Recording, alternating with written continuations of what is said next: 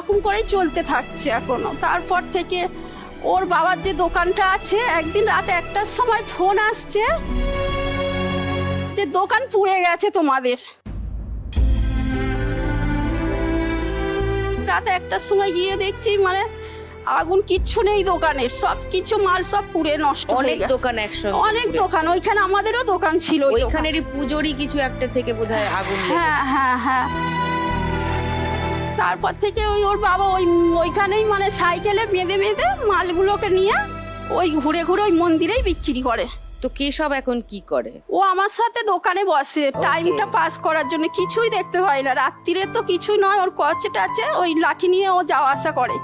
আর দিনে মানে অল্প দেখে, একদম ওই যে কালারগুলো এগুলো কিছুই ও দেখতে পায় না।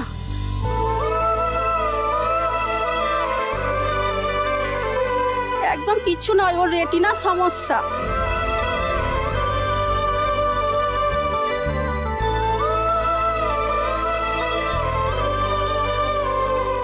একদম কিচ্ছু দেখতে পায় না। রাত্রিরে ওই আমাকে ধরে ধরে যায়, সবাই দেখে কি করব, ধরে ধরে নিয়ে যেতে হয়।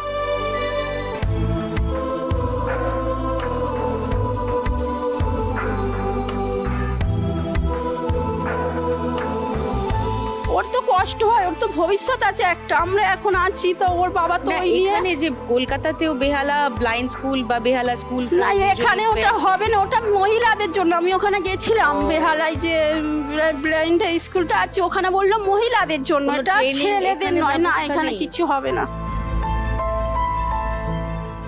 তোমার দোকানে কি কি পাওয়া যায় একটু দেখি।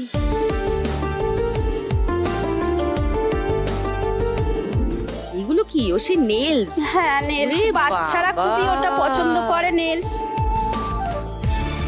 আরো কিছু এনেছি, সাজানো যায় না বলে সাজাই না। হ্যাঁ, ওগুলো বাচ্চাদের স্কুলে খুবই দরকার। এগুলো কি? ওগুলো লিপস্টিক এখন উঠেছে, এই লিপস্টিকটা এখন খুবই বিক্রি হচ্ছে। Lip gloss? হ্যাঁ, 20 টাকা করে দাম, এগুলো এখন খুবই বিক্রি হচ্ছে। আচ্ছা, মেকআপের ব্রাশের সেট? হ্যাঁ, এখন বাচ্চারা কিন্তু সব জানে হ্যাঁ না, সোশ্যাল মিডিয়ায় সব ওই টিউটোরিয়াল ভিডিও দেখে বাচ্চারা আরো বেশি জানে। আমার মেয়ে এইটুকু বয়স থেকে তুলি নিয়ে এই সব কনফিডেন্স কোথা থেকে শিখে করে ছোটটা। আরে বাপ রে, সব পারে। এগুলো কি বেল্ট? হ্যাঁ, এগুলো এখন সেই কোমর বন্ধন হয় না। ও, শাড়ি টাড়ি পরেও তো অনেকে বেল্ট হ্যাঁ, এগুলো লাগায়। শাড়ির মধ্যে এখন উঠেছে নতুন, আগে যে এগুলো ছিল ওগুলো আর চলছে না, এইগুলো বেশি চলছে। নাইস।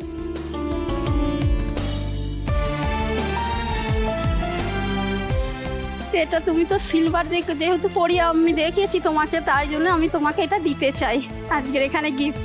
আমি এটা কিনতে চাই। না, কিনলে হবে না। দিলে হবে না? হ্যাঁ, কিনতে হবে না। এটা কত দাম বলো? এটা আমি দাম নেবো না। কেশব জানে এটার কত দাম? আমিও ঠিক জানি না ওটার কত দাম। তুমি কি দোকান দেখো? হ্যাঁ, দোকানের গয়নাপত্রের দাম জানো না নাকি? বলছো না? না না, ওটা তোমার জন্য গিফট। কি প্লিজ তুমি নাও।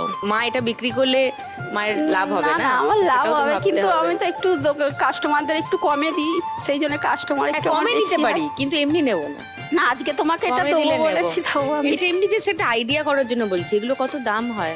এগুলো আমি 200 টাকা করে বিক্রি করি। দেখছি আমি কি করবো, এটা নিয়ে ভাবছি। তুমি আগে বলো যে তুমি 1 লাখ টাকা আজকে তুমি জিতে গেলে কি করবে? আমি আমার ছেলের যে ওই হায়দ্রাবাদে গেছিলাম, ওখানে অনেক টাকা খরচা হয়ে গেছিল, ওই দেনাটা দেবো, আর আমি দোকানে কিছু মাল তুলবো। আমি 1 লাখ টাকা জিতে গেলে এখানে 10,000 টাকা দিয়ে যেতে চাই। কেন? এমনি কেউ অনেক গরিবরা আসে তো, তাদের জন্য, অনেক বাচ্চাদের মানে অসুখারে হয়, সব রকম হয় তো দেখি, তো অনেক বাচ্চার সমস্যা আছে, তো তাদেরকে আমি দিয়ে যাবো 10,000 টাকা।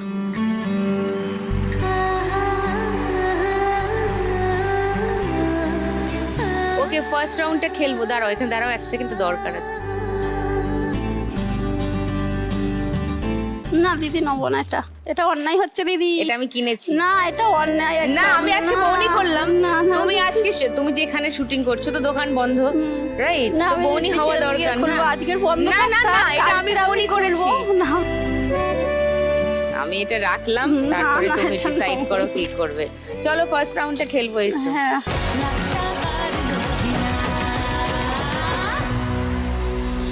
তোমার 1 মিনিট সময় শুরু এখন। না রে না, আর তো পারে না, মন আমার নাস্তা না বুধ একজনের হৃদয়। চলো নিচে ঢোকাও খুন্তি ভালো করে, হ্যাঁ মারো ঝটকা, ইয়েস ভেরি গুড। দিন আমার যাচ্ছে ভালোই মিষ্টি এক জায়গায় আছে আছে আছে আছে, বেশি ঘেটো না। ওখানে এখানে ওখানে যেখানে সেখানে। মারো ঝটকা, হয়নি, আবার ঢোকাও, ঢোকেনি। ওই বলি আর একটু কিছু, হ্যাঁ আর একটু পিছন থেকে ঢোকেনি ঢোকেনি ঢোকেনি, ভালোবাসি এইবার ঢুকেছে, মারো ঝটকা, ইয়েস। এক ঝটকাতে তুল। আমি তো ফ্রিতেই নাজেহাল। ঢোকাও, হ্যাঁ মারো ঝটকা, গুড। আবার কে সামলায় আমায় এই অবস্থায়, না রে না। হ্যাঁ মারো ঝটকা, এই একটা দুটো হলো।